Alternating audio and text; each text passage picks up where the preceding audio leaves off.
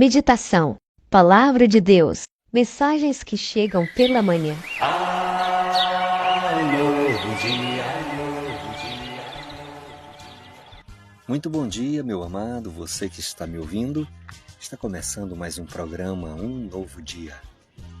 A cada manhã, a misericórdia do Eterno é renovada em nós. Temos uma nova oportunidade. Bom dia. Mensagem de fé. Deus vai falar ao seu coração.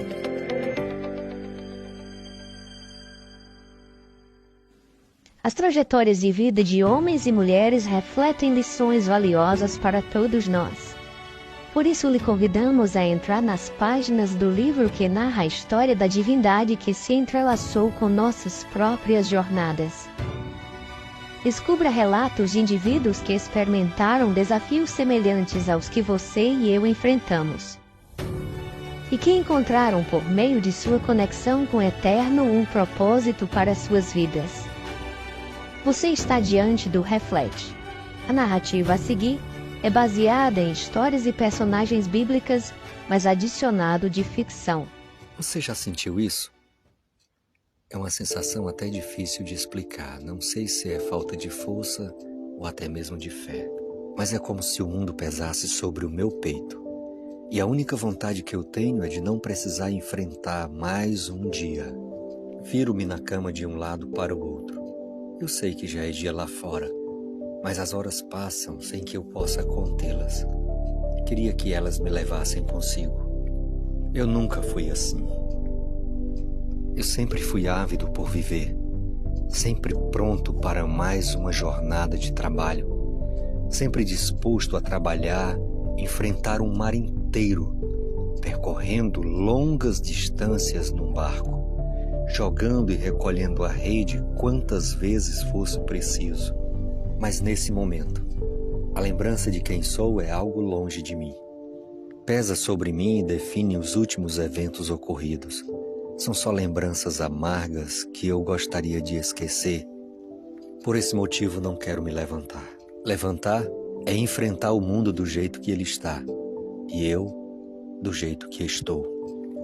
É como se as últimas horas tivessem um poder maior sobre mim do que todo o meu passado e as minhas histórias. Agora são apenas lembranças, longe de quem um dia realmente eu fui. Alguém feliz, pleno, satisfeito. Eu já não sou mais assim.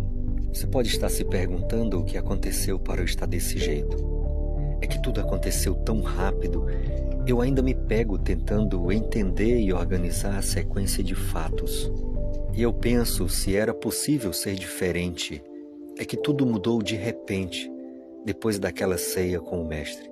Havíamos comido, bebido, festejado.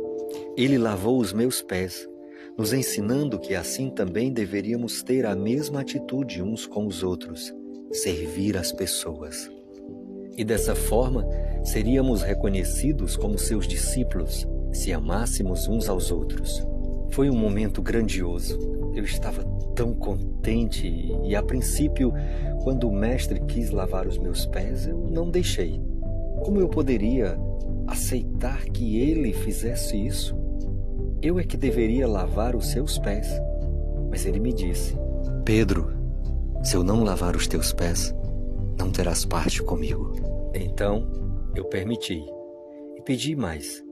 Pedi também que ele me lavasse por completo, não só os pés, mas também as mãos e a cabeça. Mas ele interrompeu a minha fala com um riso suave e um olhar amoroso, dizendo: para quem já está limpo, é apenas necessário lavar os pés. Pedro, você está limpo. Pedro.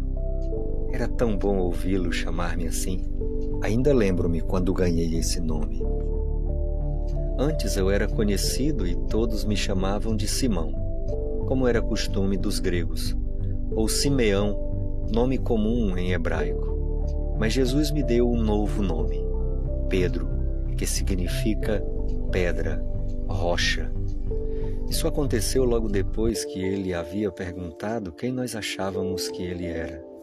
Eu respondi que ele é o Cristo, o Filho do Deus vivo.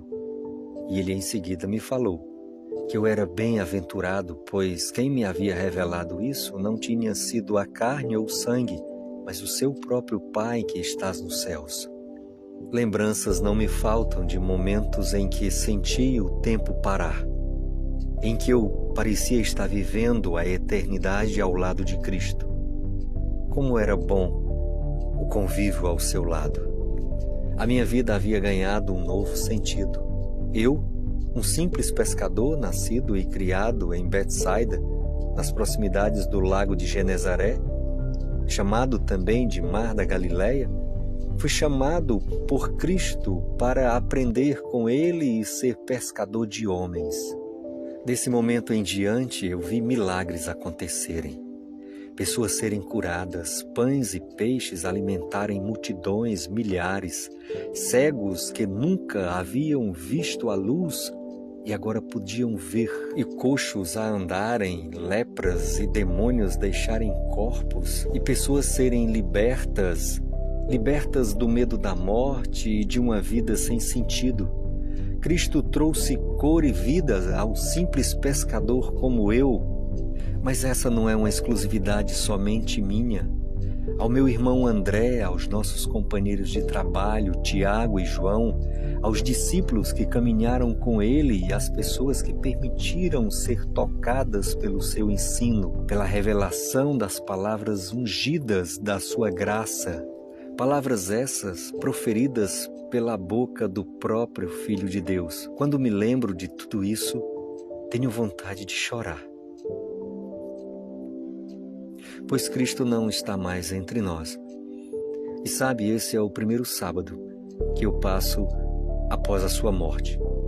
Para mim ele teve um gosto ainda mais amargo. De certa forma eu era o porta-voz do nosso grupo, daqueles que seguiam o Mestre, e o mínimo que se esperava de mim era fidelidade, àquele a quem eu dizia amar. A tristeza dentro de mim é tão grande que é essa dor que não me permite levantar.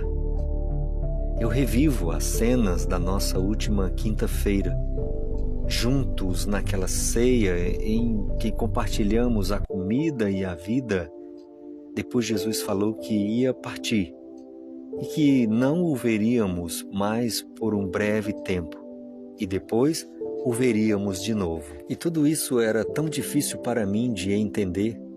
Quando ele disse que feririam o pastor e que as ovelhas seriam dispersas. Nesse momento eu percebi que ele estava querendo dizer que nós o abandonaríamos. No momento que seria o mais difícil para ele, mas eu nunca faria isso, eu sempre estaria ao seu lado, eu morreria por ele se fosse preciso.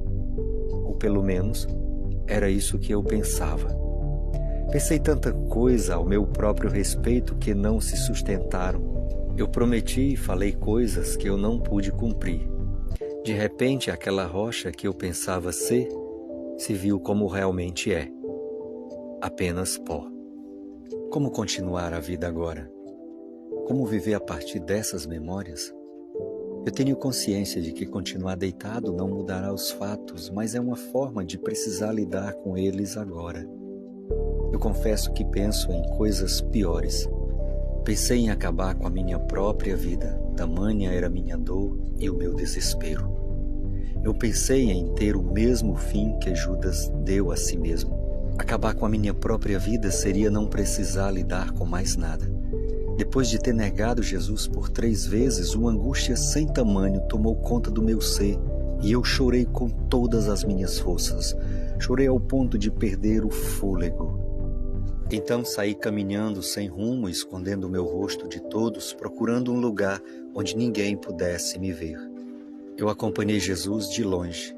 Olhei em seus olhos, queria lhe pedir perdão com a minha face de lamento, mas ao mesmo tempo eu queria me afastar dele, procurando um lugar seguro, longe da multidão e dos guardas que queriam crucificá-lo.